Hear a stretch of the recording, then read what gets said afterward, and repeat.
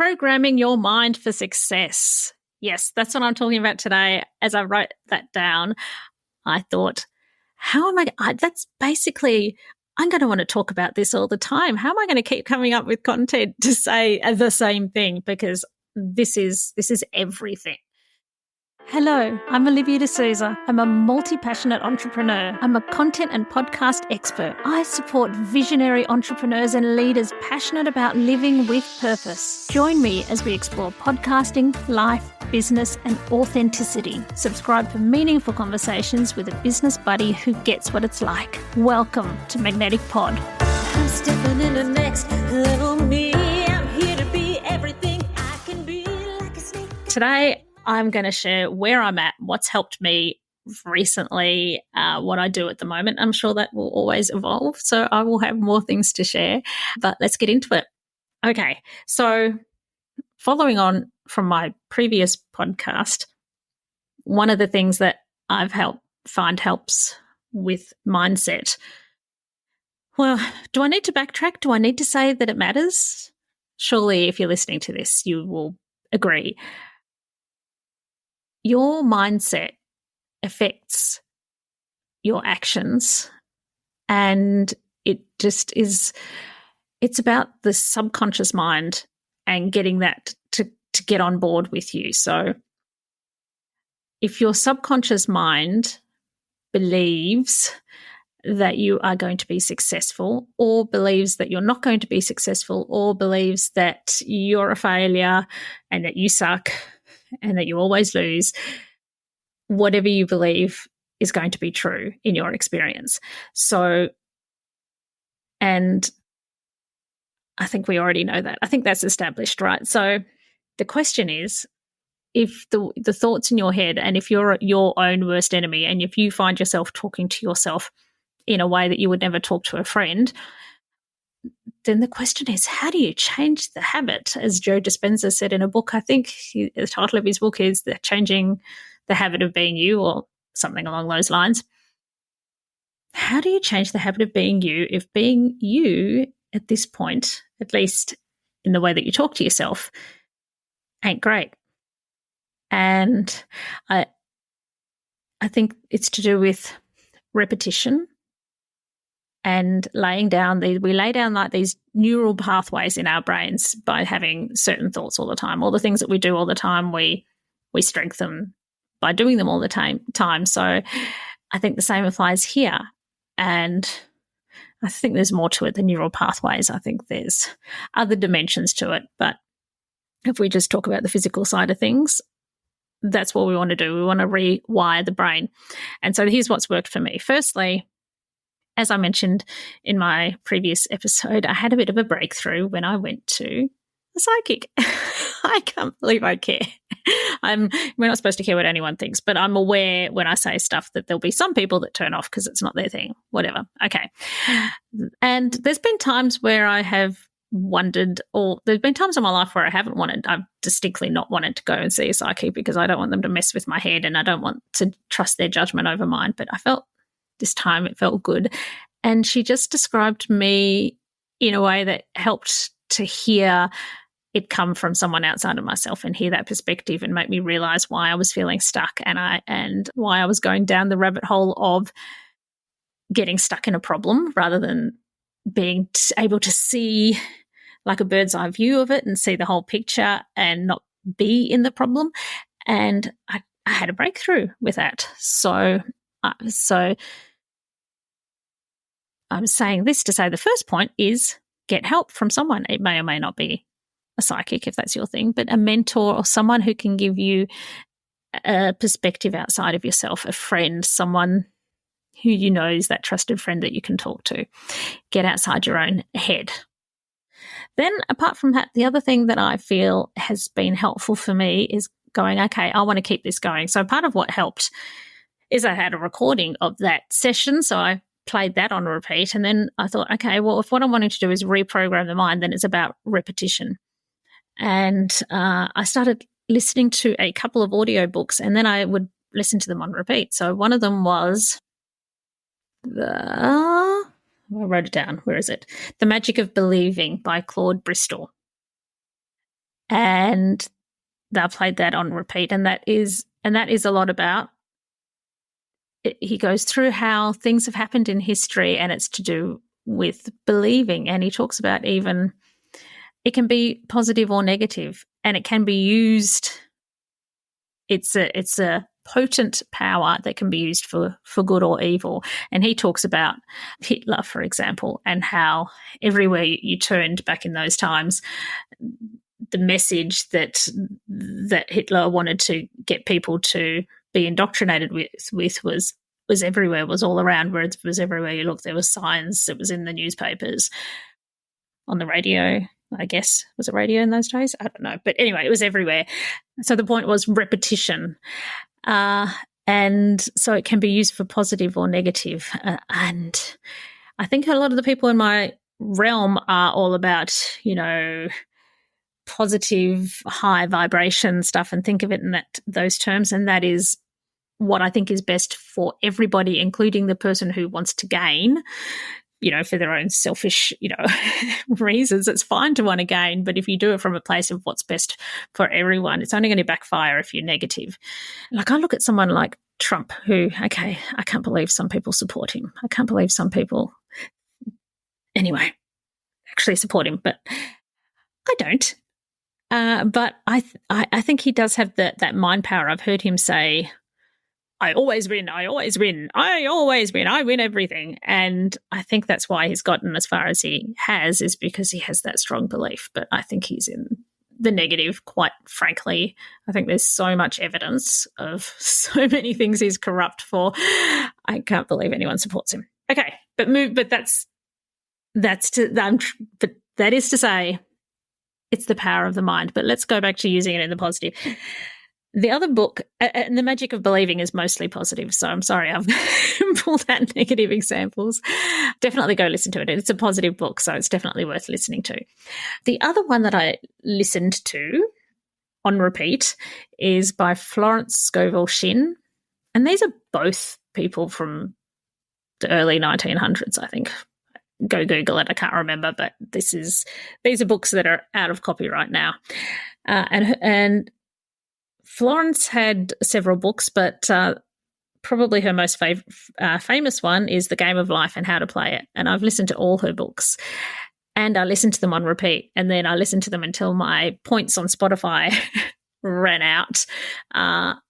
And because I wanted to just keep listening to it on repeat, I found that there were podcasts that actually have them too. So I'd listen to it on there because I didn't want to use up my hours necessarily on re-listening over and over on repeat to the same book. But something about listening to it, and this was all in the positive, her book, because she does focus on only wanting things that are yours by divine right, so that should be part of what you say in your affirmations.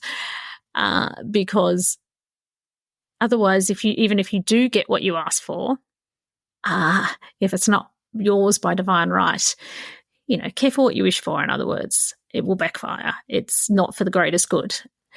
So I really love that book, and I listen to it on repeat and get that in my ears. The other thing that is even mentioned in, I think Florence mentions it, I don't particularly remember if Claude Bristol in his Magic of Believing book mentions it, but music. Music is a thing that I think is so powerful, and I write music, if you don't already know, if you don't already know that I sing in my introduction, and I do kids' music.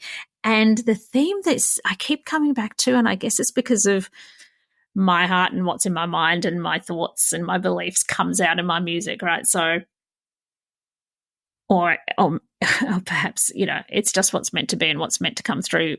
But what I write in my music is messages that are very helpful to sing, and even if you don't sing and just listen to them, but you can sing. And I think that's part of what's powerful about it, because we know things like, for example, another thing you could do is mirror work, and you can say is mirror work.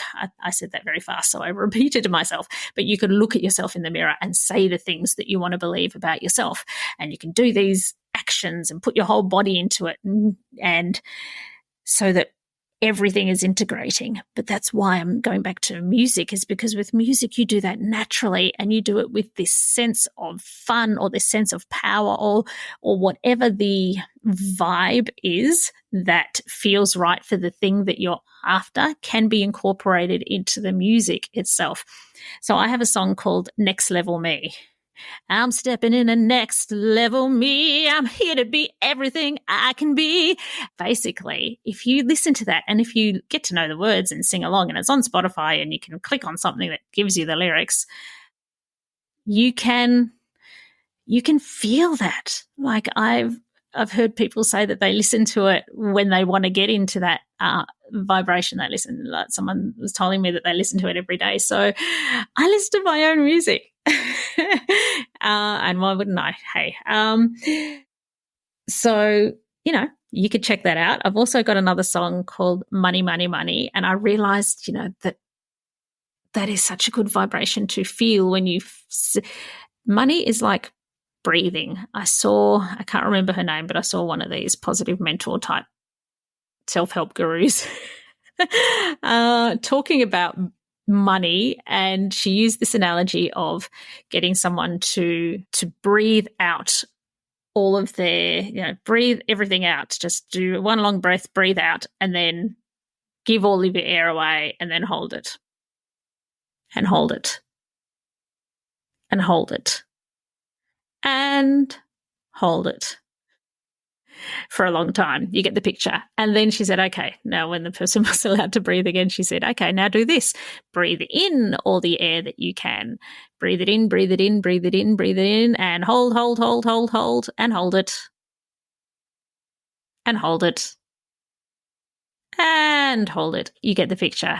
And you can just imagine from that neither of those work, right? So the same is with money, right? It needs to circulate. And so the lyrics in my song can help with getting you relaxed and believing in that it's okay to send out your money with love. I receive my money with love. It comes back with love from above. I receive it. I believe it. And then I do good. It's got all these things about money in the hands of good people can only do good and all this sort of thing. So I have that song, and that's a pretty kick-ass song if I do say so myself. And I've also got a song called Messenger, which is if you create content in the world and you want to sort of connect to the vibe of believing that you are a messenger and that you have something that matters and that it'll reach the right people, then that's songs for that. So I got a few things. I'll put links in. I've also got a meditation which incorporates the song Messenger. Now, the song Messenger is a bit of a story behind it.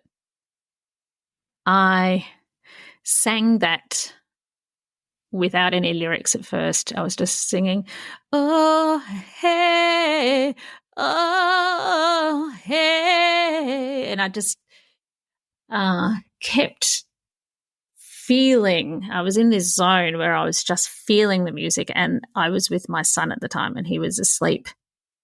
And I can't remember exactly what was happening at the time. Maybe it was during lockdown. But I think it was, yeah. And I was just wanting to basically pray for him. And it came through as a song. And so for me, that song is a prayer. That song means something. When I created that song, it felt like it was one of my babies. It feels like a real thing, a real entity, Anyway, that's a whole other tangent. But yeah, when you're an artist, and I think you create something, it feels like it's got its own little energy, its own little baby to go out in the world and send it out there and go touch people. So that's my offering. That's what I've created. But those are a few of the tools that I really do use to get me back on track when I'm human like anyone else, can feel like the negative thoughts and all those sort of things. But those are the tools in my tool bag that I use. I'd love to know what you use, and let me know. You can reach me on email or anything. If you like this show, please remember to hit subscribe, hit the follow button, rate, review, and share it far and wide. And I will see you in the next one. Bye. I'm stepping in the next level me. I'm here to be everything I can be. Like a snake, I'm shedding my skin to be my level next level me. I'm stepping in the next level me. I'm here to be everything I can be. Give you whiplash when you turn around and see me go again. Next level me. It's time to be. Hello, it's Livy here. Have you ever wondered about what the key elements are that make a podcast truly stand out? Or maybe you're thinking about starting your own special podcast and feel a bit overwhelmed and don't know where to start? Well, I have something for you. Introducing the Ultimate Podcast Checklist. Da, da, da, da. It's a step-by-step guide that covers everything from the initial brainstorming to advanced growth strategies. It's the perfect companion for both new and seasoned podcasters. And the best part, it's absolutely free. Da, da, da, da. To grab your copy, simply head to the show notes of this episode and you will find a direct link there, and then away you go. Remember, every podcast started with that initial spark and the right resource, so let the Ultimate Podcasting Checklist be yours.